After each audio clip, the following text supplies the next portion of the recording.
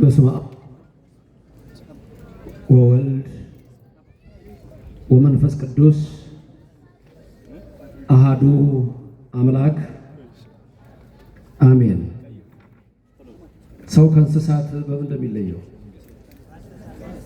ቃል ስላለው ቃል በማሰብ ዶሮ ማን ነግሯት ነው ቤቷ የምትገባው ማታ?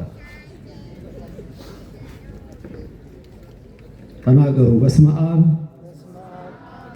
ወወልድ ወመንፈስ አሃዱ አምላክ አሜን። ብፁዕ አባታችን አቡነ አብርሃም የሰሜን ጎጃምና የባህር ዳር አህጉረ ስብከት ሊቀ ጳጳስ የቅዱስ ሲኖዶስ አባል ቡራኬዎ በኔም በዚህ ሕዝብ ላይ ይደር። የተከበሩ መላከ ሰላም ኤፍሬም ሙሉ ዓለም የባህር ዳር ሀገረ ስብከት ዋና ስራ አስኪያጅ፣ የዚህ ታላቅ ደብረ አስተዳዳሪ የተከበሩ መላከ ሰላም ባህሩ ሙሉ ዓለም፣ የተከበሩ ሊቀ ሊቃውንት ስምዐ ኮነ መልአክ፣ የአራቱ ጉባኤ መምህር፣ በዚህ ስፍራ ያላችሁ የገዳማትና የአድባራት አስተዳዳሪዎች፣ አበው መነኮሳት ወካህናት፣ አሃው ዲያቆናት፣ የቤተ ክርስቲያን ጌጦቿ ምእመናን፣ አባቶቼ፣ እናቶቼ፣ ወንድሞቼና እህቶቼ፣ እግዚአብሔር አምላክ የሚወዳችሁ ሕፃናት ጭምር ሰላም እግዚአብሔር ከሁላችን ጋር ይሁን።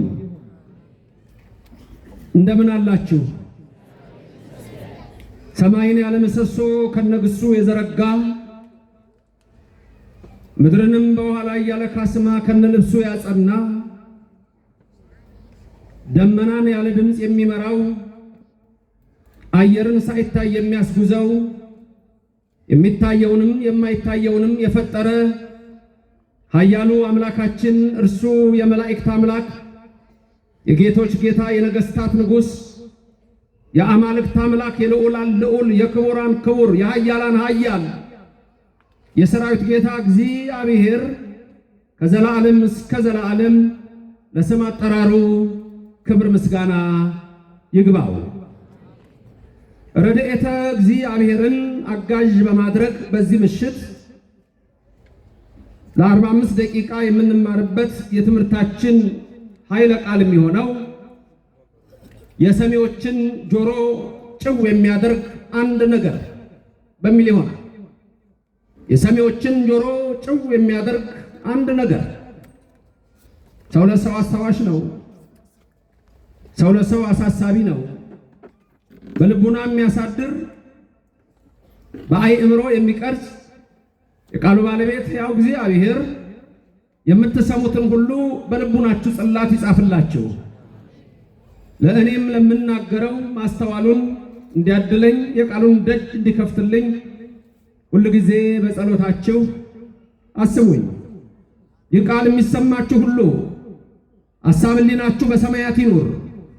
ያላችሁበትንም ስፍራ እወቁ። የጽድቅንም ቃል ደስ የሚያሰኙ ጆሮዎች አድምጡ። አንድም እንኳ በዚህ ቅጽር የራሱን ወሬ የሚያወራ ሰው ከቶ አይሰማ። ምድርን ባያት ጊዜ እንድትንቀጠቀጥ ለሚያደርጋት ደሴቶችንም በባህር ልብ እንዲወሰዱ ለሚያደርገው ኃያልና ብርቱ አምላክ ከዚህ ሰዓት ጀምራችሁ ሁላችሁም ልቡናችሁን አስማርኩ። የሰሚዎችን ጆሮ ጭው የሚያደርግ ነገር በነገረ መለኮት አሁን ከዚህ ቀድመው የሚገባውን ትምህርት ታላቁ ሊቅ አስተምረዋል። ስለዚህ በቤተ ክርስቲያናችን ጉዳይ ደግሞ እኔ ትንሽ ነገር አስታውሳለሁ። ይህም ስለ እግዚአብሔር ታቦት፣ ይህም ስለ እግዚአብሔር መቅደስ፣ ይህም በዚህ ላይ ስለሚነሱ ከሃዲያን፣ ይህም ለእኛ ጽናት የሚሆን ትምህርት ነው። የነቢያትን የሐዋርያትን የሊቃውንትን ጉባኤ የባረከ እግዚአብሔር የእኛንም ይባርክልን። የካቲት 1 ቀን በቁስጥንጥንያ በቅዱሳን አባቶች ላይ አድሮ መቅዶንዮስን ያሳፈረ፣ ሰባሊዮስን ያሳፈረ፣ አቡሊናሪዮስን ያሳፈረ አምላካችን መንፈስ ቅዱስ በእኔም በባሪያው በእኛም በሁላችን አድሮ ይኖር።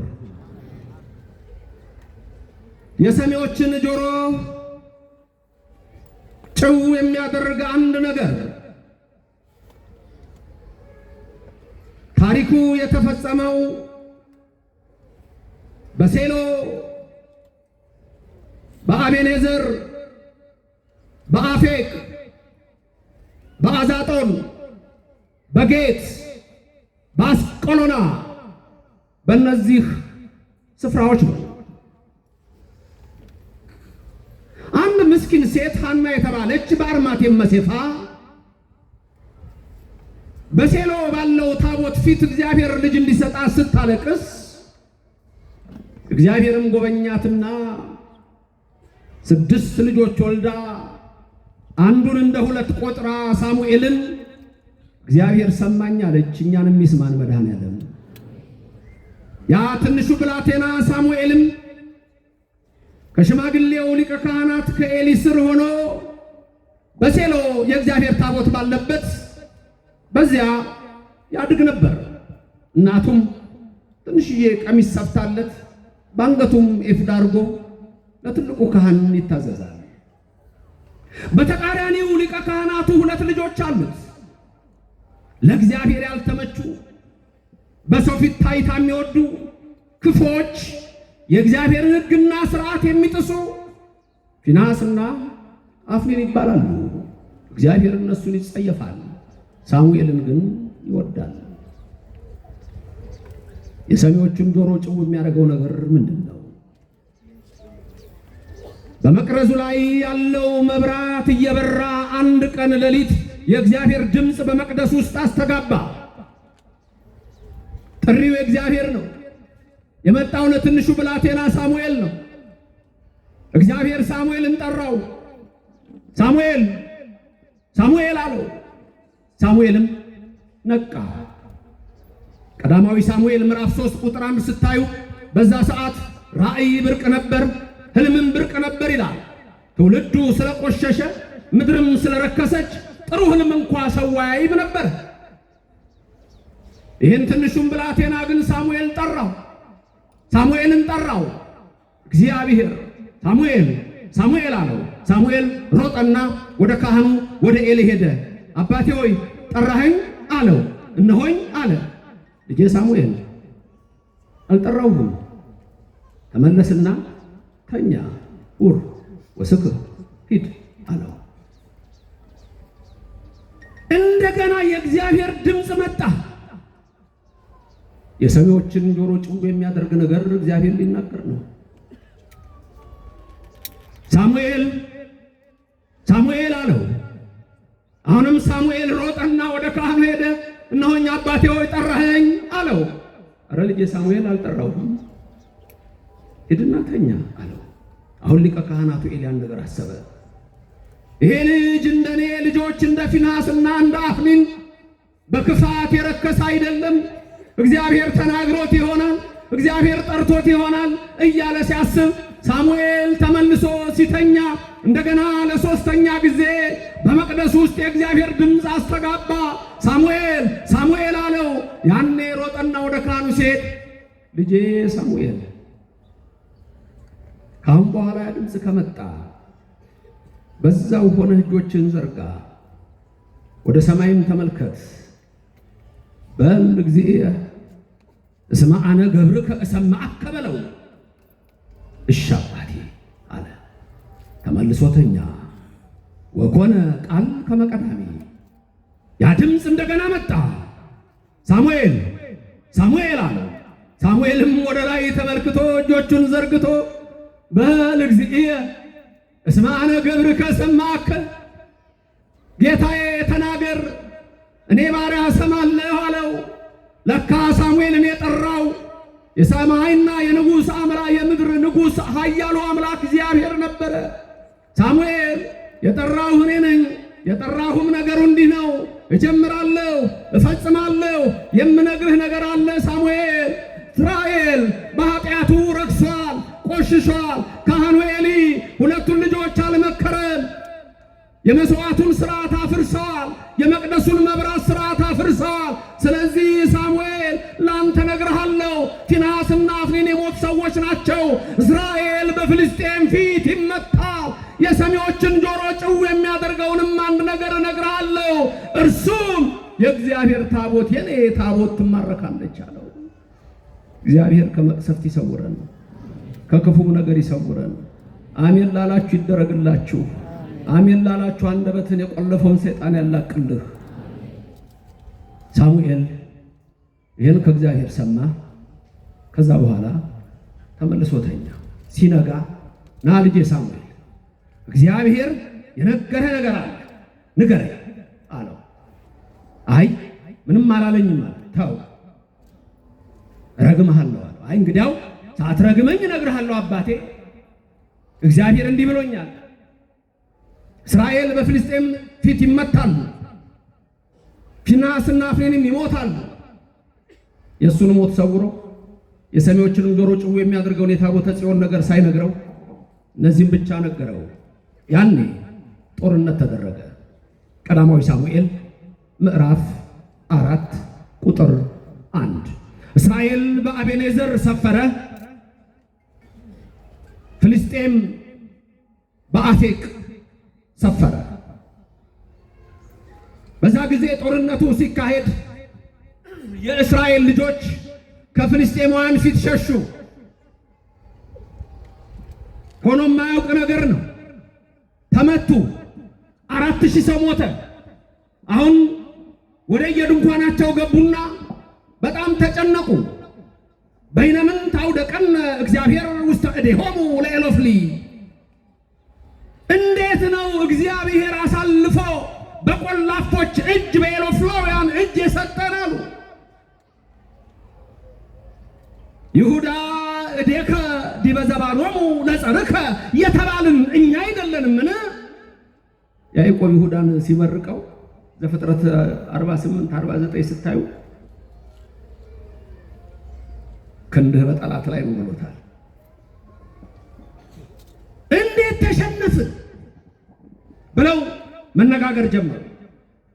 ልብ በሉ፣ እግዚአብሔር ለሳሙኤል የነገረው 1 እስራኤል ይመታሉ፣ 2 ፊንሐስና አፍኒ ይሞታሉ፣ 3 ኤሊ ራሱ ይሞታል፣ 4 እግዚአብሔር ታቦት ትማረካለች።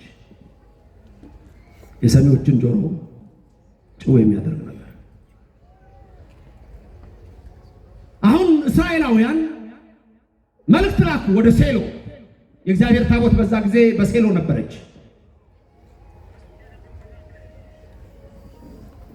የእግዚአብሔርን ታቦት ይዘው ነበረ አባቶቻችን ድል ያደረጉት። እኛ ታቦተ ጽዮንን አላመጣንምና የተሸነፍነው በዛ ምክንያት ስለሆነ አባታችን ሊቀ ካህናት ኤሊ ሆይ ታቦቱን ላክልን ብለው መልእክት ላኩ።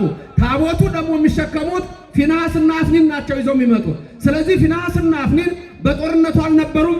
የእግዚአብሔር ታቦትን ከሴሎ ይዘው መጡ። እስራኤል የታቦት ዘፈን ይዘፍኑ ጀመር። ምድር ተናጠች ከጮታቸው የተነሳ። ፍልስጤማውያን ምንድነው አሉ፣ ግራ ገባቸው። ድል ያደረግነው እኛ፣ ትናንት 4000 የገደልነው እኛ፣ እንዴት ነው እስራኤል እንዲህ የሚዘምረው? እስቲ ተመልከቱ ብለው ሰዎችን ሲያዩ እስራኤላውያን ታቦቱን ይዘው ይመጣሉ። ፍልስጤም ተረበሸ፣ ደነገጠ። ወዲያው መጡና ሰዎቹ የኤሎፍላውያን መሪዎች ወይ ለነ አሌ ለነ እስመ መጽኡ አማልክቲሆሙ ከመ ያጥፍኡነ ወመኑ ያድኅነነ እምደዊሆሙ። ወዮታ አለብን እስራኤል አማልክቶቻቸውን ይዘው መጡ አሉ። ያላዋቂ ንግግር ነው አማልክቲሆሙ የሚለው። እስራኤል አንድ አምላክ ነው የሚያመልከው። አንድም በሚስጥር አብ ወልድ መንፈስ ቅዱስን ያመለክታል። እነሱ ግን በለመዱት በራሳቸው ነው። ምን ይሻለናል? እንሽሽ። ምክንያቱም ይሄ እግዚአብሔር ታቦት ያደረገውን በግብፅ ላይ ያደረገውን እናውቃለን። ባህር የከፈለ ነው እናውቃለን። አሁን ፍልስጤም ተጨነቀ። የእግዚአብሔር ታቦት የሚያደርገውን ያውቃሉና ታወኩ። ወዲያው ግን ምን ሆነ? አንዳንድ ተነሱ ሰዎች ከመሃል አይ ባይሆን ገጠም አድርገን ፈሪሸሽን ነው። ዝም ብለን ለምን እንሸሻለን? ስለዚህ ገጠም እናርግና እንሽሽ አሉ።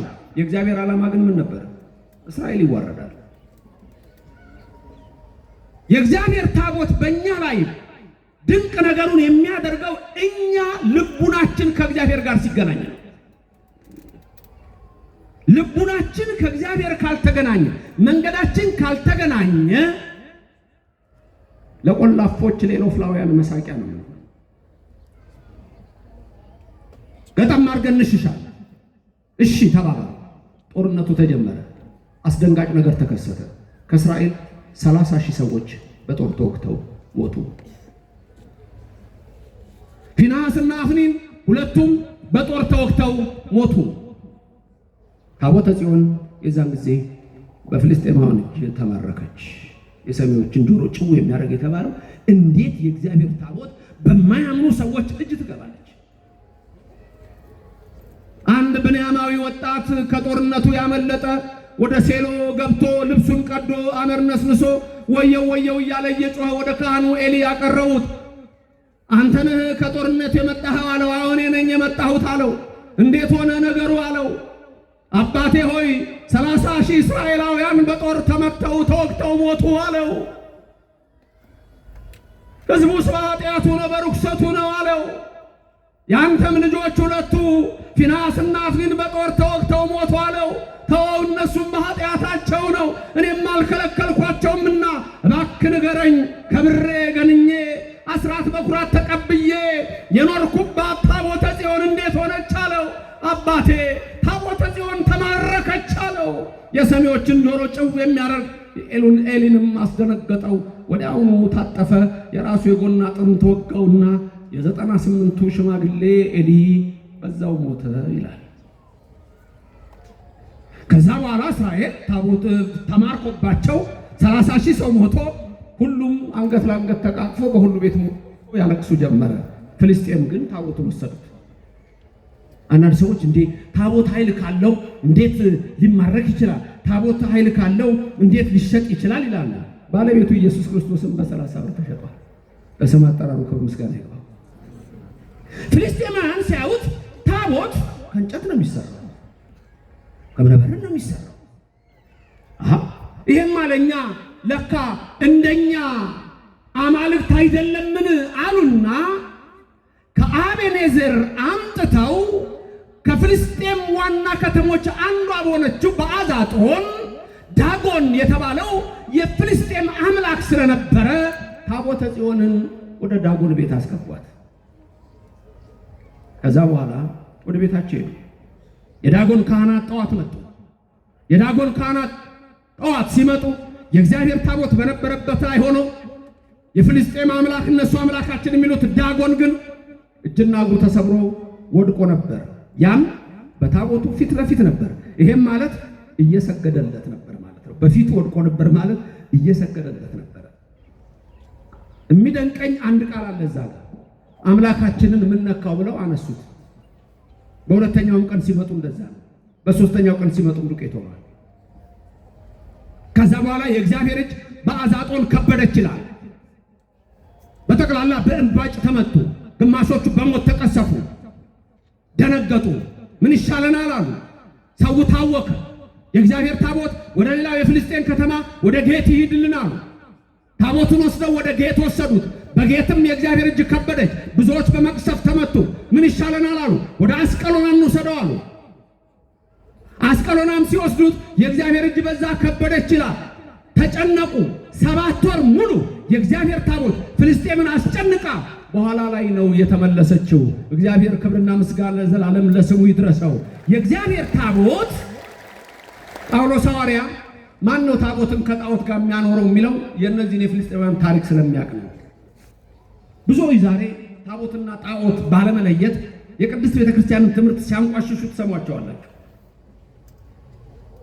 ኦሪት ዘጸአት 31:18 እንዲህ የሚል ቃል አለ።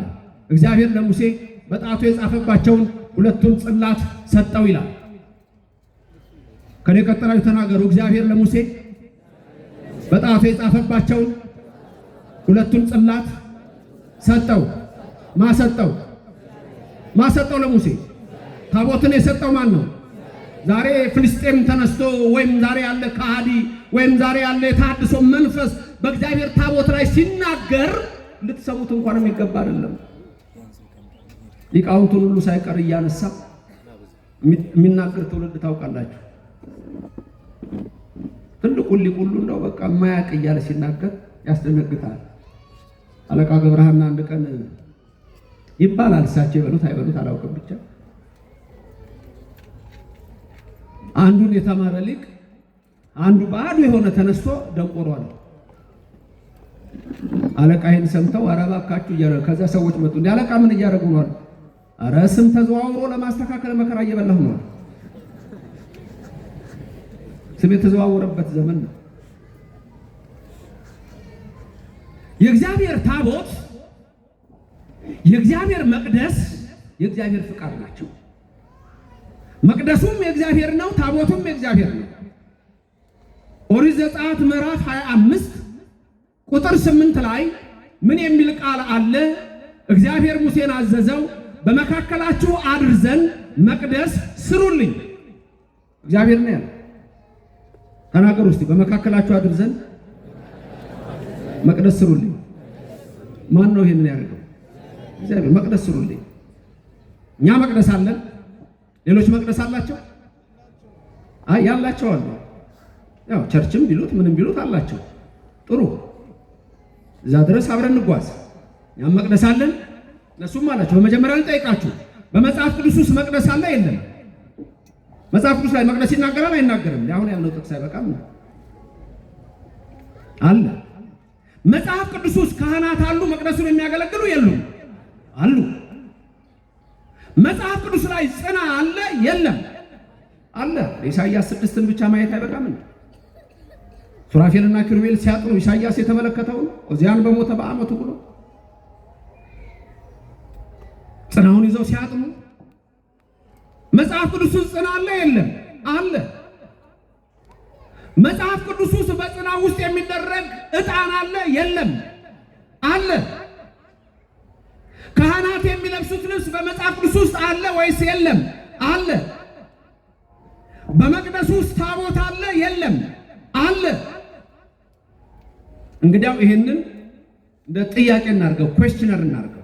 ከዛ ኦርቶዶክስ አለ፣ ከዛ ካቶሊክ ይኑር፣ ከዛ ፕሮቴስታንት ይኑር፣ ከዛ የፈለገው ይኑር፣ ሁሉም ይኑር።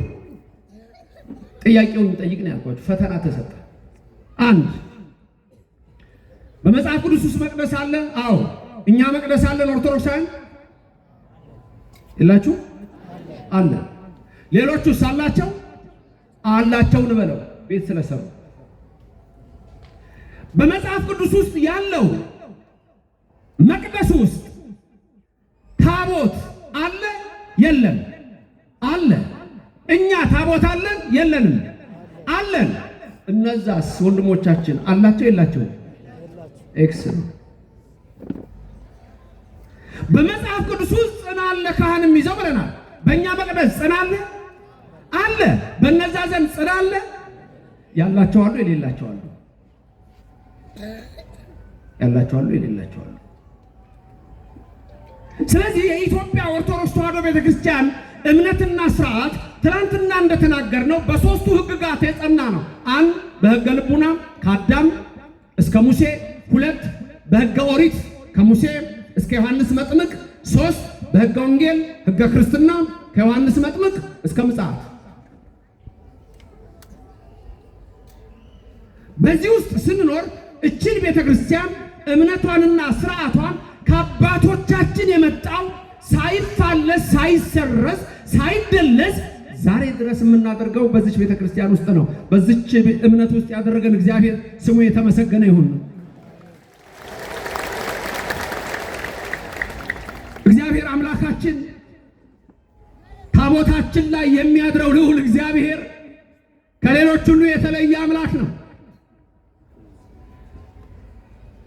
የመቅደሱን ዕቃ የሚነቅፉ፣ የመቅደሱን ስርዓት የሚንቁ፣ የመቅደሱን አገልግሎት የሚያንቋሹ ሰዎች ዛሬ በተለያየ መድረክ ስትሰሟቸው በአዛጦን የከበደች የእግዚአብሔር እጅ በእነሱ ትከብዳለች፣ በጌት የከበደ እግዚአብሔር እጅ ይከብዳል፣ በአስቀሎናም ያስጨነቀ የእግዚአብሔር እጅ ያስጨንቃል፣ ዳጎንንም የሰበረ አስተሳሰባቸውን ይለውጣል። አንድ ያልታደለ ንጉሥ፣ የባቢሎን ንጉሥ ብልጣሶር የሚባል በትንቢተ ዳንኤል ምዕራፍ 5 ቁጥር 1 ላይ አባቱን ናቡከደነፆር ኢየሩሳሌምን ማርኮ ያመጣቸው የመቅደሱ ዕቃዎች ነበሩ፣ አክብሮ አስቀምጧቸው ነበረ። ይሄ ብልጣሶር የተባለው ግን ያልታደለ ወጣት ነበረ። እርሱ በአባቱ ፈንታ በአያቱ ፈንታ የሚላል ነቅሶ አንድ ቀን ለ1000 መኳንንት ግብዣ አድርጎ ሲበላ ሲጠጣ ቢሰክር የመቅደሱና የቅዱሳት አምጡና ሚስቶቼ፣ ቁባቶቼ፣ ውሽሞቼ መኳንንቱ ይውሉባቸው ብሎ የእግዚአብሔርን መቅደስ ጻሕሉን ከመቅደሱ የነበረውን አስመጣ። የሆነውን ታውቃላችሁ ወገኖቼ። ያንን አስመጥተው በብርጭቆ ቀርተውበት፣ በጽዋው ቀርተውበት፣ በጻሕሉ ፈትፍተውበት በሚመገቡበት ሰዓት እግዚአብሔር ተቆጣ። የሰሚዎችን ጆሮ ጭው የሚያደርግ ነገር ማለት የመቅደሱን ንዋየ ቅድሳት ለዓለማዊ ርኩሰት ማዋል ማለት ነው። በጣም ጥንቃቄ ያስፈልገዋል። በዛ ሰዓት ምንድነው የሆነው? ብልጣሶር ቁጭ ብሎ ፊት ለፊቱ ላይ በመቅረዙ አንጻር በግድግዳው ላይ አንድ እጅ መጣች። ያቺ እጅ 3 ቃላትን ስትጽፍ ይመለከታል ብልጣሶር። ወዲያውኑ 3ቱ ቃላቱ ሲያልቁ አስተሳሰቡ ተቀየረ። አስተሳሰብ ተቀየረ ማለት የአእምሮ ደዌ ነው። የወገቡ ጅማት ተፈታ፣ ፊቱ ተለወጠበት። ወዲያውኑ ተጣራ። እሱ ብቻ ነው ያየው። እባካችሁ አንዲት እጅ ትታየኛለች። ያቺ እጅ በግድግዳው ላይ 3 ቃላት ጽፋለች። ቃላቱ ምን እንደሆኑ አላውቅም። በሉ ቶሎ በሉ ጥሩልኝ። የከለዳውያንን አስማተኞች፣ የባቢሎንን ጠንቋዮች በቃል የሚናገሩት ሁሉ አምጡ፣ የዚህን ቃል ትርጉም ያስረዱኝ አሉ። መጡ። ሊተረጉሙት አይችሉም። እግዚአብሔር የጻፈውን የእግዚአብሔር ሰዎች ብቻ ናቸው የሚተረጉሙት። ክብርና ምስጋና ለእግዚአብሔር ይድረሰው። ዛሬ ብዙ ሰዎች ትናንትና እንደተመለከተው መጽሐፍ ቅዱስ ላይ ያለው ስህተት አይተናል፣ እንዴት እንደሚያጣምሙት። መሐራችን በጀርመን ሀገር ትልቁን የግዕዝ ጥናት ያደረጉ ዶክተር ሙሉቀንን አይቻቸዋለሁ። ትላንት አንስቼ የነበረው ምንድነው? መዝሙር 86 ላይ መሰረታቲሁ ውስተ አድባር ቅዱሳን የሚለውን መሰረታቲሁ ብለው ለውጠው፣ ተመልከቱ፣ ለውጠው በዜማም ሊቀ ዲያቆናቱ ሲያሰማን የነበረው መሰረታቲሁ ውስተ አድባር ቅዱሳን አንዱ ትርጓሜ ለእመቤታችን ነው። ይሄ ግን እንዳይነሳ መሰረታቲሁ ብለው ወደ ወንድ ቀይረው his foundation is in the holy mountains ብለው her foundation የሚለውን ለውጠው የእመቤታችን ስም እንዳይጠራ ቀይረው። ትላንት አንዱ ሳልነግራችሁ ያለፍኩት his foundation ማለት የማ ፋውንዴሽን ብያችሁ ነበር፣ መልስ እንድትሰጡኝ ነበር። መሰረታቲሁ ካለ የማ አያቱ የማ እነሱ ማን ሊያመጡ መሰላችሁ? ክርስቶስን ሊያመጡ ነው። ለስም አጠራሩ ክብር ምስጋና ይግባው። ይሄንን ከነ ሊቀ ሊቃውንት ስማ ኮነ መማር ነው። አይ ስህተት ኮነ ነገርኳችሁ። ለምን እንዳያጨበጨባችሁ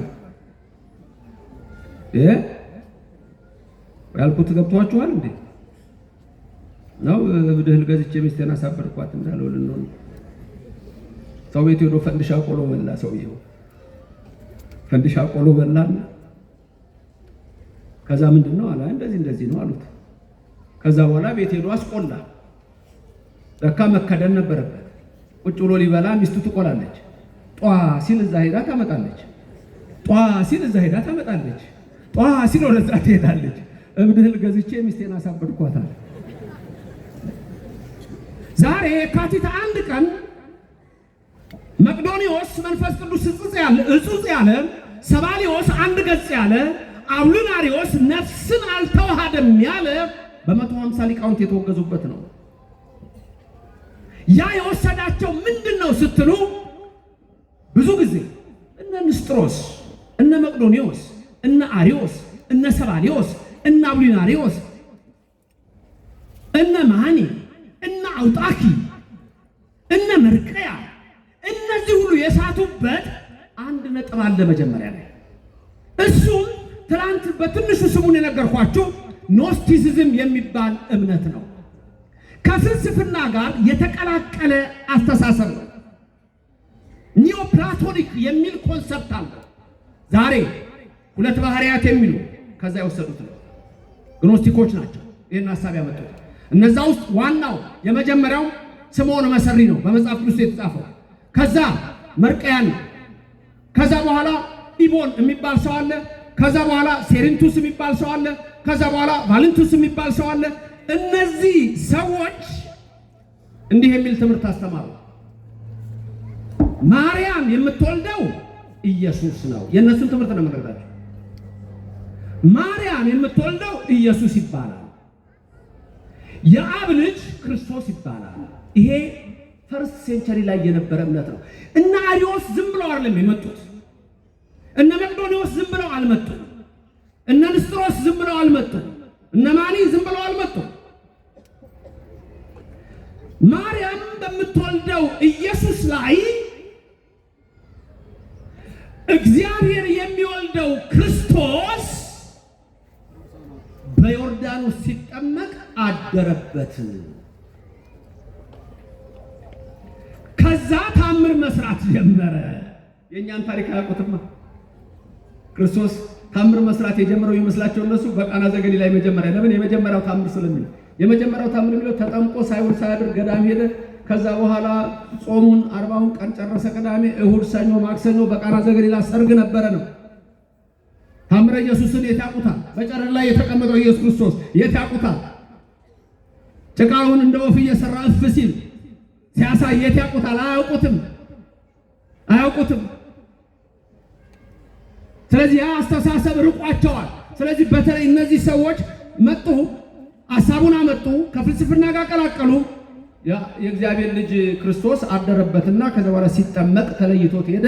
ከዛ በኋላ ተሰቀለ። ይሄ ወደ ሁለት ባህሪያት የሄደው ትምህርት ነው። በወንድሞቻችን ካቶሊካውያን ዛሬ ድረስ ሁለት ባህሪያት የሚለው አስተሳሰብ ይሄ ነው።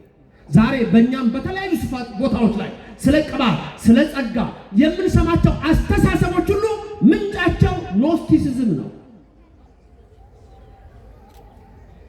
የሚሰገድለት የማይሰገድለት አካል የለውም። ኢየሱስ ክርስቶስ በተዋህዶ አንድ ነው። በዮሐንስ ወንጌል ምዕራፍ 14 ላይ አነ ውእቱ ፍኖተ ጽድቅ ወሕይወት ብሎ ሲናገር ፊልጶስ የተባለው ምን አለው? ጌታ ሆይ አብን አሳየንና ይበቃናል አለው። እስከዛሬ ከእናንተ ጋር ስኖር አታውቀኝም? እስከዛሬ ከእናንተ ጋር ስኖር አታውቀኝም? ተመልከቱ። ይህንን ባህር ዳር በዚህ የታደለች ስለሆነች ሊቃውንቱ እንደ ጣና የሰፋ እውቀት ስላላቸው እነሱ ይነግሯችኋል። እኔ በእንግድነት ተከብሬ እኮ ነው ዛሬ መድረክ ያገኘሁት እንጂ የለም፣ በእንግድነት ነው። ስለዚህ ብዙዎች ወደ ክደት እየሄዱ በኢትዮጵያ ኦርቶዶክስ ተዋሕዶ ቤተክርስቲያን ያለውን ስርዓት በእነሱ ዘንድ የለም። የሰሚዎችን ጆሮ ጭው የሚያደርግ ነገር ያልነው የታቦተ ጽዮን ጉዳይ ነው። በጣም የደነቀኝ አንድ ጊዜ በሃዋርድ ዩኒቨርሲቲ ፕሮፌሰር ስትሬከር የሚባል አንድ ቸርች እንጎብኝ ብሎ በርካታ ተማሪዎች እዛ ሄደ። አሜሪካ ውስጥ ዋሽንግተን ዲሲ ብዙ አባታችን ሀገሩን ያውቁታል። ዛሜ ሀገረ ስብከታችን ሊቀ ጳጳስ ነበሩ። ኒውዮርክ ስትሪት የሚባል ሰርድ ስትሪት ታነል ከሚባል ወጣ ብሎ አንድ የአሜሪካውያን ቸርች አለ። እነዚህ ሰዎች ምን ጀምረዋል? መጽሐፍ ቅዱስ ላይ ታቦት ስለሚናገር ታቦት ስላለ ብለው ታቦትን እናከብራለን ብለው ግድግዳው ላይ የሆነ ቅርጽ አለ፣ እንደ ወታደር ነው የሚሄዱት። ታቦትን መቀበል አለብን ነው። የኛ መምህራን ቢያገኟቸው ወደፊት ወደ እውነተኛው መንገድ እንደሚመጡ ወቁ። የሰሚዎችን ጆሮ ጭው የሚያደርገው ሲል ምንድነው የሚሰማቸው? ኦርቶዶክሳን እንዴት ታቦተ ጽዮን ይማረካል? ምክንያቱም ታቦተ ጽዮን የእግዚአብሔር ነው። የመቅደሱን ዕቃዎች የሚያቀሉ ሰዎች ፍጻሜያቸውም አያምንም። በብልጣሶር የምናየው ነው።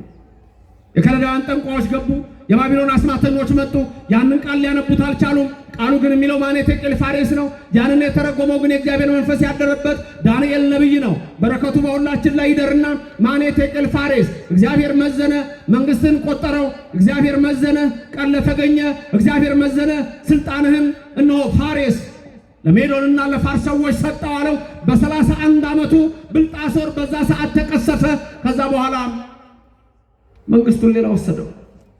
የቤተ መቅደስ ነዋይ ቅዱሳን ናቸው፣ ክቡራን ናቸው። በቤተ ክርስቲያናችን ስርዓት ቅዳሴ ከመገባቱ በፊት አዲስ ዕቃ ስታመጡ ዝም ብሎ አይገባም።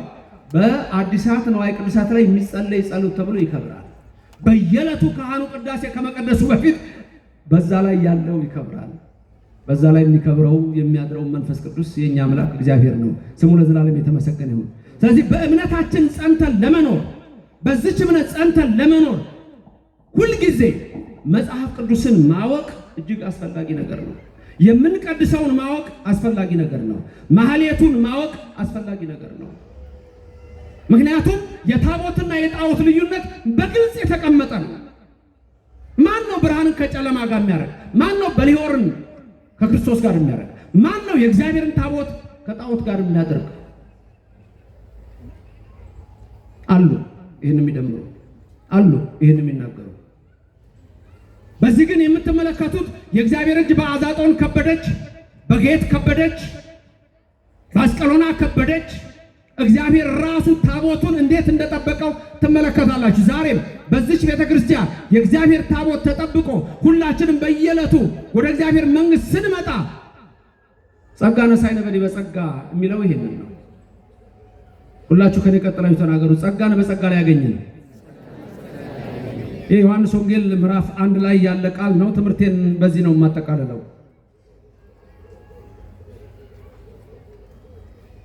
ዮሐንስ ወንጌላዊ በጻፈው የጌታችን የመድኃኒታችን የኢየሱስ ክርስቶስ ወንጌል ላይ የምታዩት ጸጋን በጸጋ ላይ አገኘን ይላል። ሁለት ጸጋ ነው። ጸጋ ነሳይነ በዲበ ጸጋ ሲል በጸጋ ላይ ጸጋ ማለት ነው። ምንድን ነው በጸጋ ላይ ጸጋ ብሎ የሚናገረው ብላችሁ ስታዩ እግዚአብሔር በዮሐንስ ወንጌላዊ ያጻፈው ቃል አለ። ይህም ጸጋ አንድ ብሉይ ሲሆን ጸጋ ሁለት ሐዲስ ነው። ጸጋ አንድ ኦሪት ናት። ጸጋ ሁለት ወንጌል ናት። ጸጋ አንድ ታቦቱ ነው። ጸጋ ሁለት ስጋውና ደሙ ነው። ጸጋ ነሳይነ በዲበ ጸጋ። በግልጽም እዛ ላይ የምትመለከቱት የተጻፈው ቃል ይናገራል። እሱም እንዲህ ይላል፣ መንፈስ ቅዱስ በእኔም በእናንተ ላይ አድሮ ይኖር። ቃል ሥጋ ሆነ፣ ጸጋና እውነትንም ተመልቶ በእኛ አደረ። አንድ ልጅም በአባቱ ዘንድ እንዳለው ክብር የሆነውን ክብሩን አየን። ዮሐንስ ስለ እርሱ መሰከረ፣ እንዲህ ብሎ ጮኸ፣ ከኔ በኋላ የሚመጣው እርሱ ከኔ በፊት ነበረ፣ ከኔ ይልቅ የከበረ ሆኗል። ስለ እርሱ ያልኩት ነበረ። እዚህ ጋር ነው ትኩረት የምንሰጠው። እኛ ሁላችን ከሙላቱ ተቀብለን በጸጋ ላይ ጸጋ ተቀብለናልና። ይህን ቃል ደግማችሁ ንገሩኝ። እኛ ሁላችን ከሙላቱ ተቀብለን በጸጋ ላይ ጸጋ ተቀብለናልና። ቀጥሎ ምን እንደሆነ ጸጋውን ይተረጉምልን። እንዲህ ይላል፣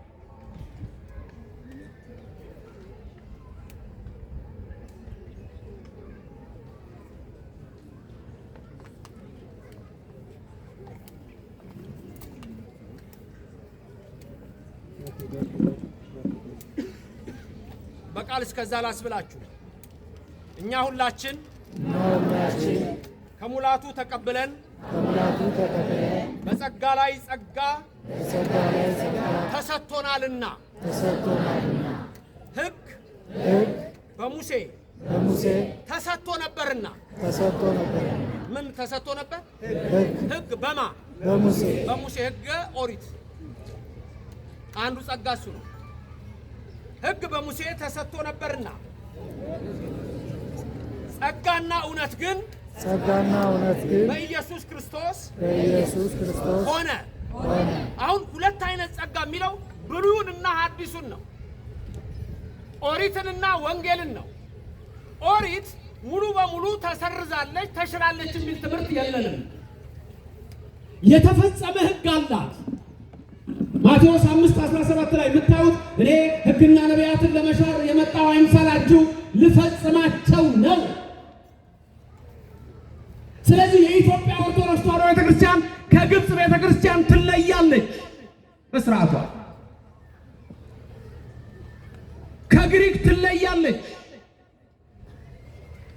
ከራሽያ ትለያለች፣ ከሮማውያን ትለያለች፣ ከሁሉም ትለያለች። ምክንያቱም የምትለይበት ምንድነው? ትላንት እንዳየነው በሕገ ልቡና፣ በሕገ ኦሪት፣ በሕገ ወንጌል የጸናች መሆኗ ነው።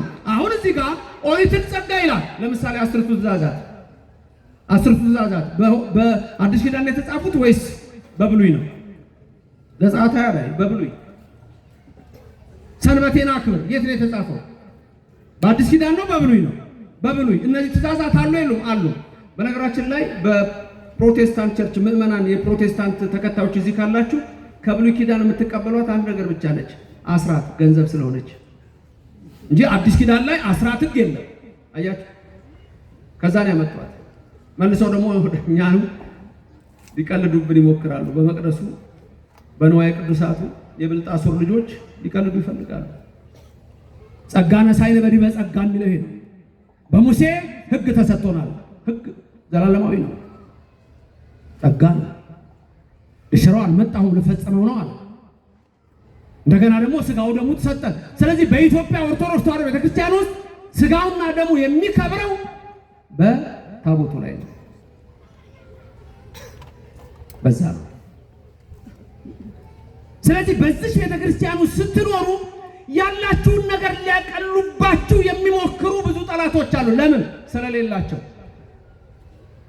እንደዛ ቀበሮ እንደሚባለው ከላይ ምንድነው አፕል ልትበላ ነው ወይ ልትበላ ተንጠራርታ አልደርስ ስትል ይሄ እኮ ድሮም አይጣፍጥም ብላ ሄደች አለ። በስርዓታችን በቅዳሴያችን ሲቀልዱ፣ በማህሌታችን ሲቀልዱ፣ በስርዓታችን ሲቀልዱ የምታዋቸውን ሰዎች እኔ ጆሮ ባትሰጡ ነው የምለው። ለምን ትሰማለህ? የምትበላውን ትመርጥ የለ እንዴ? የምትጠጪውን ትመርጭ የለ እንዴ? ፌዘኞች ናቸው። አንድ ሰው ነበረ፣ በአንዱ ጋር ኦርቶዶክስ ነው፣ በአንዱ ጋር ደግሞ ሌላ እምነት ያለው ሰው ነው። ይሄ ኦርቶዶክሱ አንድ ቀን አህያ ሞተበት። ጎትቶ ሲሄድ ያ ቀልደኛ መንገድ ላይ ያገኘው። ምን ነው አለው፣ አህያ ሞተ እና ወዴት ልትወስድ ነው? ገደል ልጨምረው ነው። ምን ነው ፍትሐት ሳታስፈታው? ፍትሐት ሳታስፈታው አለው። ባስፈታው ደስ ባለኝ ነበር፣ እምነት ቀየረብኝና ገደል ልከተው ነው አለው። ፍጻሜው አያምርም። ብዙዎች ዛሬ በቅዱስ ቤተክርስቲያናችን ላይ ያለን ብዙዎች በውጭው ዓለም የተጠና ጥናት የኢትዮጵያ ቤተክርስቲያን መጀመሪያ ገና መጽሐፍ ቅዱስ ስታነቡ ሁለተኛው ምዕራፍ ላይ የምታገኙት ኢትዮጵያ ነው። ከልደቱ ጋር በተገናኘ የኢትዮጵያ ነገስታት አማህ እንደሚያቀርቡለት የተጻፈ ነው። ከስቅለቱ ጋር በተገናኘ ልበ አምላክ ዳዊት እንደተናገረ የዘንዶውን ራስ ቀጠቀጥህ፣ ለኢትዮጵያ ሰዎች ምግባቸውን ሰጣቸው የሚለው ይሄ ነው። በዚህ ቤተክርስቲያን ስጋውና ደሙ አማናዊ ነው ተብሎ የሚነገርባትና አምነን የምንቀበልባት ናት። ክብርና ምስጋና ለሥላሴ ይሁን። በታቦታችን ላይ ልክ ነው። የሰሚዎችን ጆሮ ጭው የሚያደርግ ነው፣ ያስደነግጣል። አሁን ግን የተለመደ ይመስላል። አንዳንድ ሰዎች የተለመደ ይመስላል። ታቦታችን የሚያድርበት እግዚአብሔር ነው። መኑ ይመስለከ እምነ አማልክት እግዚኦ። የአስቀሎና ዳጎን፣ የጌት ዳጎን፣ የፍልስጤም ዳጎን፣ የአሞን ካሞሽ በእግዚአብሔር ፊት አይቆምም። እግዚአብሔር ታላቅ አምላክ ነው። በዘጠኝ መቅሰፍት በ10ኛ ሞተ በኩር በ11ኛ ስጥመት እግዚአብሔር በታላቅ ክንድ በተዘረጋች ብርታት እግዚአብሔር ሕዝቡን ከባርነት ያወጣ ታላቅ አምላክ ነው። ማን ይመስለዋል? እሱ ነው። የፍልስጤም ዳጎን በታቦቱ ፊት ወደቀ፣ ተሰበረ። ከዚህ በላይ ትምህርት አለ? ለኦርቶዶክሳውያን ምንም እኮ ብዙ መናገር የለም። ታቦቱ መጣ፣ ዳጎን ተሰበረ፣ አለቀ። የእኛን አምላክ የሚመስለው የለም ነው። ክብርና ምስጋና ለዘላለም ለስሙ ይድረሰው። ሁልጊዜ ቅዳሴ ላይ ስታስቀድሱ የሉቃስ ወንጌል ከተነበበ በኋላ የሚባል አንድ ዜማ አለ። መርገፉ ምንድነው የምንለው? በቅዳሴው ምንድነው የምንለው? ስለ ኢየሱስ ክርስቶስ ምንድነው የምንለው? ቅድም ሊቀ ሊቃውንት ሲያስተምሩ ነበር። ኢየሱስ ክርስቶስ ትላንትም ስናነሳ ነበር። ከራስ ጸጉሩ ጀምረን ሰላም ለዝክር ስምከ ብለን ለስዕርተ ርእስከ ብለን ለርእስከ ብለን ለገጽከ ብለን እስከ እግሩ ጥፍር ድረስ የምታመሰግን የኢትዮጵያ ቤተክርስቲያን ኢየሱስን አታውቅም ማለት እንዴት ያሳፍራል! የብልጣሶር ንግግር ነው። የኤሎፍላውያን ትችት ነው። ማን ይመስለክ ከምና መልእክት እግዚኦ ሊቀ ዲያቆናት አለ እንዴ ዛሬ? በዚህ እንጨርስ እስቲ ነው። የሉቃስ ወንጌል ከተነበበ በኋላ ሁልጊዜ የምንለው ማን ይመስለክ ከምና መልእክት እግዚኦ እያለን የምንናገረው ድንቅ አለ። በእዝን መስማ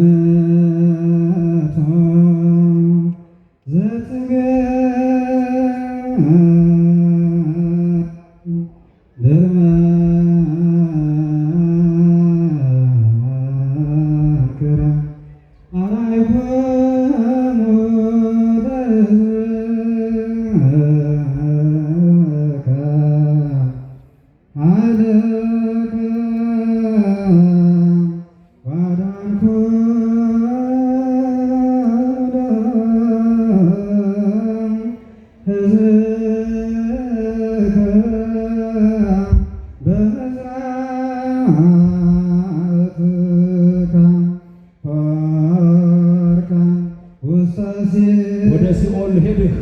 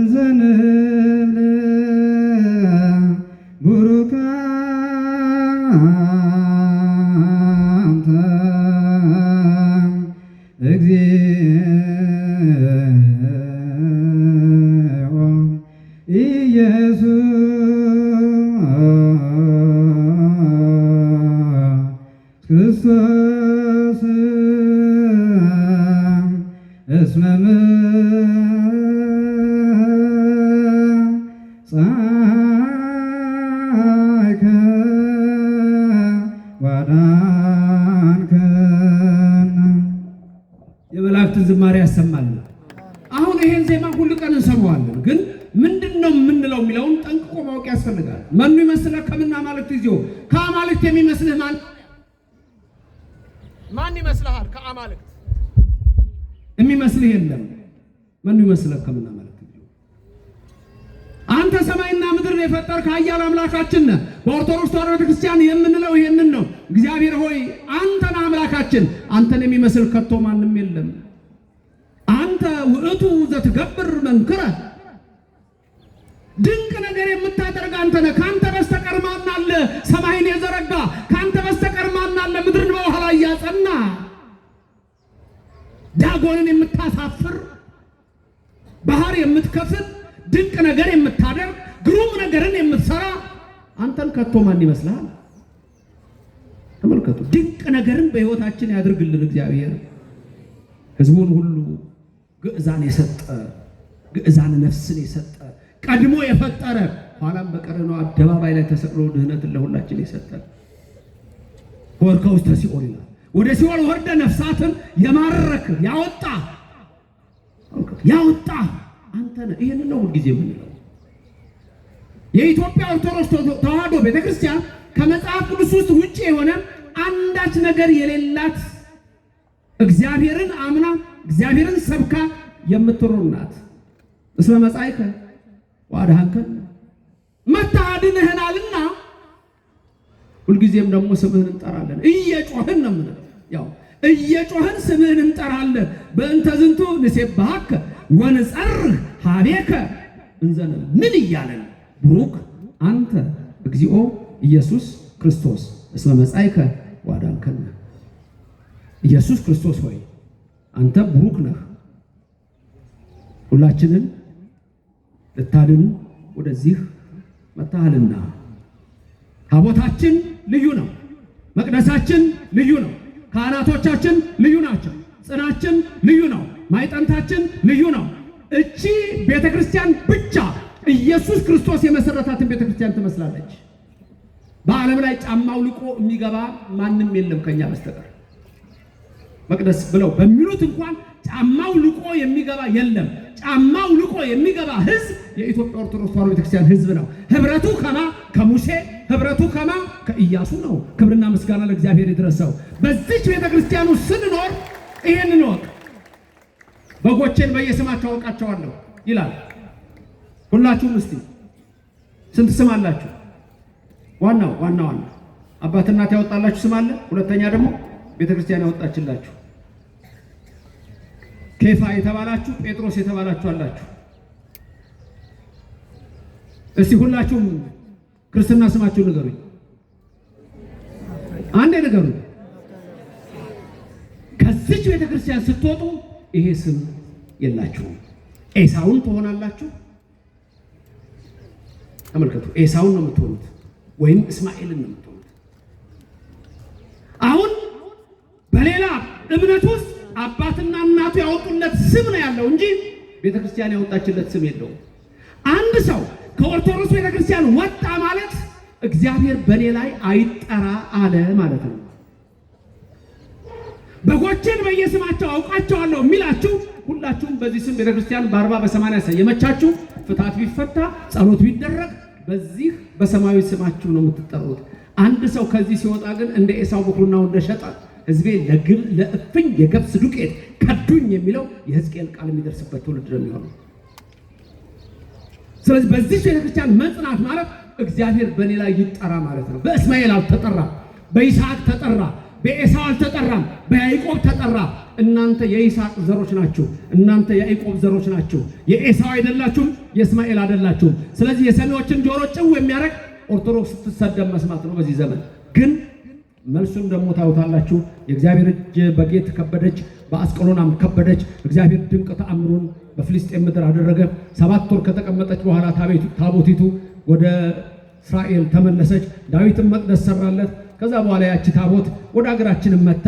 እኛ እየተባረክን የምንኖርባት ሆነናል። በዚች እምነት በዚች ቤተክርስቲያን ውስጥ ያደረገን አምላካችን እግዚአብሔር ከዘላለም እስከ ዘላለም ለስም አጠራሩ ክብርና ምስጋና ይግባው። ድንግል ማርያም በቀኝ በግራ ትቁምላችሁ፣ ከፊት ትምራችሁ፣ ከኋላ ትከተላችሁ። በልቡናችን ከልጇ ጋር ነግሳ ለዘላለም ትኑር። ያስተማረን የመከረን እግዚአብሔር ክብር ምስጋና ይግባው። በሌላ ጊዜም እንግዲህ ተገናኝተን ለመማማር ፍቃዱ ከሆነልን እንማማራለን። ትላንት ተማማርን፣ ጠዋትም ተማማርን። አሁንም ትንሽ ለማስታወስ ሞከርኩኝ። በሁሉም ነገር አምላካችን እግዚአብሔር የተመሰገነ ይሁንልን። የኢትዮጵያ ኦርቶዶክስ ተዋሕዶ ቤተክርስቲያን በሌላው ዓለም ልዩ የሚያደርጋት በሶስቱ ሕግጋት ጸንታ ያለች ስለሆነች ነው። በሕገ ልቡናም፣ በሕገ ኦሪት፣ በሕገ ክርስትና። ኦሪትም ጸጋ ናት። ከውስጧ የተፈጸሙ አሉ፣ ሆኖም ዛሬም ድረስ የምንቀበላቸው አሉ። ወንጌል ተጨምሮልናል። ጸጋ ነሣኢነ በዲበ ጸጋ የሚለው ይህን ሁሉ የሚያሳይ ነው። በዓለም ላይ ብቸኛ ሀገር ቀዳሚት ሰንበት እሁድ ሰንበት ብላ የምታከብር የኢትዮጵያ ኦርቶዶክስ ተዋሕዶ ቤተክርስቲያን ብቻ ነች። ጸጋ ነሣኢነ በዲበ ጸጋ ማለት ይሄ ነው። ክብርም ምስጋናም ለሥላሴ ይሁን። በተረፈ እናንተ የታደላችሁ ናችሁ። ሀገረ ስብከቱ የራሱ ሚዲያ አለው። ባህር ዳር በጣም ብዙ ሊቃውንት አሉ። በዚህ መማር ነው። ቤተ አቅለሲያ የሊቀ ሊቃውንት ስምዐ ኮነ፣ ሐሽማል ሚዲያ፣ የመምህር ማዕበል እነዚህ ሁሉ አሉ። ዋካ ሚዲያ። በዚህ ይሄ ሁሉ ነገር ትልቅ ዕውቀት ይሰጣቸዋል። ትላንት እንዳልኩት እንደ አዞዋ ከባህር ወጥታ ውሃ ጠማኝ ብላ ጨሌ ስትልስ አዳኝ እንዳይገልህ መጠንቀቅ አለብህ። በእምነታችሁ ጽኑ፣ በጸሎት ጽኑ። በዚህ በርትታችሁ ከበረታችሁ ከጸናችሁ የሕይወታችሁን ነገር እግዚአብሔር ለሱ ስጡት። ግድፍ ሕሊና ከላይ ለእግዚአብሔር ነው። ሸክማችሁ የከበደ ወደ እኔ ኑ ነው። ሕይወታችሁ ቢመር የሚያጣፍጥ እግዚአብሔር አለ። ቢጎድል እንደ ዶኪማስ ጓዳ የሚሞላ አለ። ትንሽ ነች ደሞዜ ብለህ ብታስብ 2 ዓሣ 5 እንጀራ ያበረከተ የድንግል ማርያም ልጅ እጁን ይልክልሃል። በደዌና እነሆ በሕመም ብትያዙ ዓይነ ስውሩን ያበራ ለምጻሙን ያነጻ እግዚአብሔር የእናንተ አምላክ ነው። የሞተ ሳይቀር የሚያነሳ የኔና የእናንተ አምላክ የሚመስለው የሌለ ኢየሱስ ክርስቶስ እሱ ለዘላለም ሀገራችንን ይባርክ፣ እምነታችንንም አጽንተን እንድንይዝ በእኛ ላይ ረድኤቱ አድሮ ይኖር። አሜን። ክብርም ምስጋናም ለሥላሴ ይሁን። እመቤታችን አትለየን። አሜን።